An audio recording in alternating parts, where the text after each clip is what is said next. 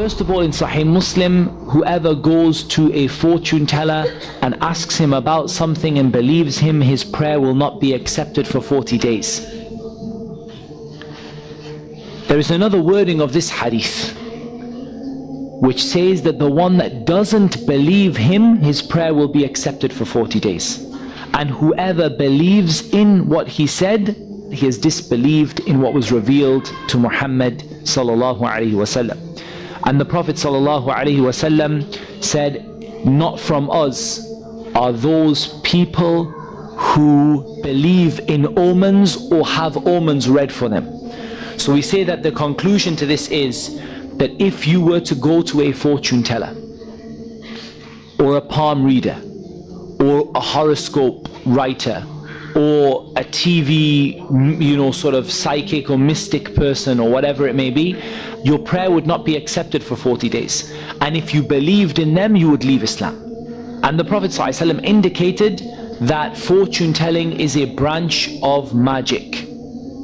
It is used in the same way. Now, we've already discussed in the module on the jinn, the way that the jinn climb on top of each other and they pass the news down, they pass it to the fortune teller who mixes, and they mix 100 lies with it, and the fortune teller is believed for the one truth that is heard from the heavens. And this last hadith affirms for us that the Prophet ﷺ attached the same ruling to the one who goes to the magician and the one who performs the magic, and the same ruling as to the one who goes to the fortune teller and the one who commits fortune telling. Those people who read omens for people, as in they tell you, oh, if this cat came here, if you did this under a ladder, if this thing happened, then this is going to happen to you. We're going to show you some examples of fortune telling, and this is going to lead us into the issue of amulets and talismans and magical symbolism. So you see here the reading of the palm, the reading of the coffee cup, the reading of the tea leaves. Again, we see people who appear in the guise of practicing Muslims, and they come out dressed up as practicing Muslims, and they say, I can tell what's wrong with you, drink the coffee cup, let me have a look in the cup, I'll tell you whether you have a jinn or not, I'll tell you whether you have magic or not, let me look at the tea leaves, let me look at your palm, let me measure your clothing. That's very common, especially amongst the Bengali community, that you will go to a so-called scholar who will ask for you to bring some clothing that has touched you. For example, your socks, underwear, vest, for the ladies the hijab, something that has been directly in contact with you and your skin. And they will take it and they will read some words you will not understand. And then they will measure it, and if it gets longer they will tell you it's this, and if it gets shorter they will tell you the problem is this. This is kahana. This is sorcery and fortune telling. The worst thing about these people is that people go to them for information. Do I have a problem or do I not have a problem? And I can tell you this, if you don't have a problem when you go to them, wallahi you will have a problem by the time you leave. Because these are people who profit and benefit from your misery and your suffering.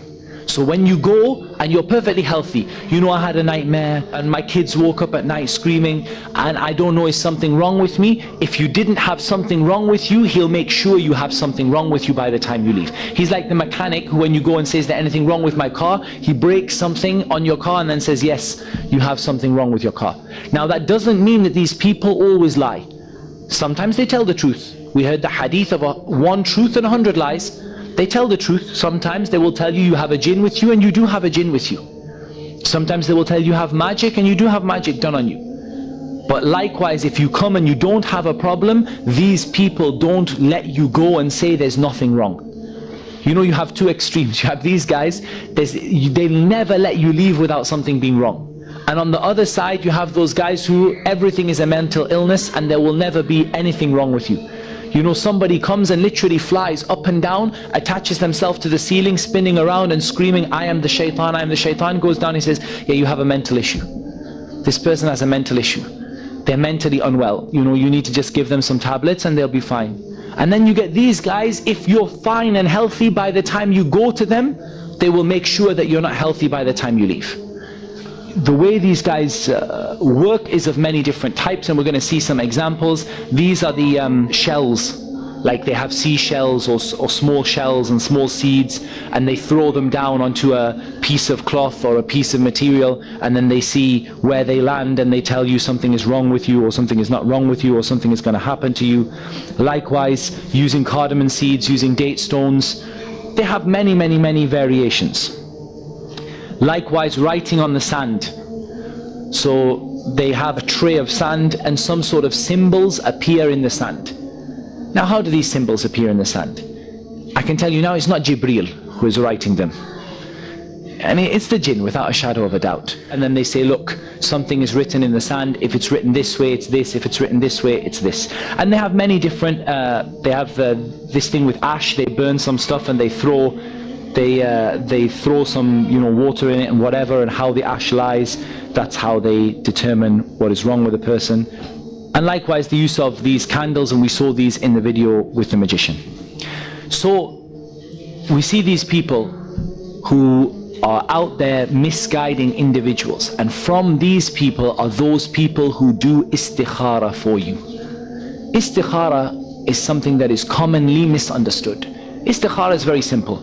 You ask Allah, oh Allah, you know everything, I know nothing. If this is good for me, make it easy. If it's not good for me, take me away for it and give me something better and make me content with what you gave me. That's the summary of the dua of istikhara. We have had people who have been possessed because of istikhara that was done for them by Maulana in Pakistan. And Maulana Saab in Pakistan, subhanallah, managed to send his ruh. Subhanallah, we had a brother, he said, yeah, the sheikh, he visited us from Pakistan. I said, mashallah, he came all the way from Pakistan to visit you. He said, no, he's still there. We said, what do you mean? He came, he's been in our house, and he's seen our house, and he's actually been around our house. He's fought the jinn in our house, he removed the jinn. I'm thinking this guy flew on a plane and did ruqya.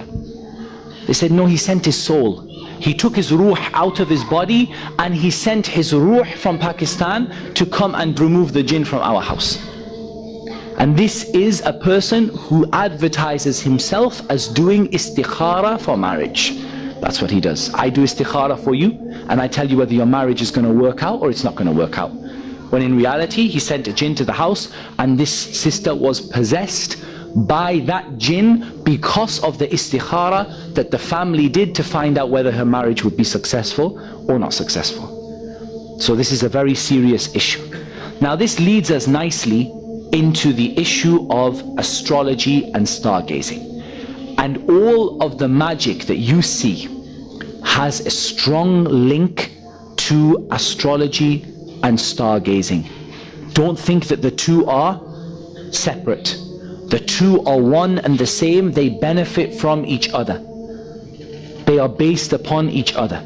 And we know this from the statement of Ibn Abbas radiallahu anhuma. Ibn Abbas said, a group of people, yaktubuna abajad, they write abjad, and we're going to talk about abjad, the abjad alphabet. They write in code, yanzuruna fin nujum, and then they look into the stars. I do not think that these people have anything in the hereafter. Ibn Abbas knew the reality of how magic works, because most magicians, they use astrology and the zodiac as an integral part of the magic that they do. Let's have a look at this in more detail. They essentially divide people into one of four categories, okay? And these four categories are based upon the signs of the zodiac. And this is kufr, and this is kadhib, it's falsehood and batil. But this is how they work. This is mentally how the magician produces the amulet. They divide people into four categories according to the sign of the zodiac, but not by birth. We're going to talk about this, not by birth. They don't do it by birthday, i.e. you're Gemini because you were born in June or July or whatever. You're this because you were born. They do it by a calculation. When they get your zodiac sign, they divide you into fire, water, air and earth. fire, water, air and earth. And based upon what they calculate, they would then tailor the magic to the element that you are considered to be closest to. So if you are calculated as being from the earth element, they will bury your magic in the ground. And if you are calculated as being from the air element, they would tie it to a bird or to a tree. If they calculate you as being a fire person, they would command you to burn or command incense to be burned and papers to be burned. And if they calculated you to be a water person, they would put your magic in the sewer, in the toilet, in the drain, in the sea, in the river, in order for it to activate. Now all of this is falsehood. However, it is falsehood with a purpose. It's not random. It's done with a clear purpose.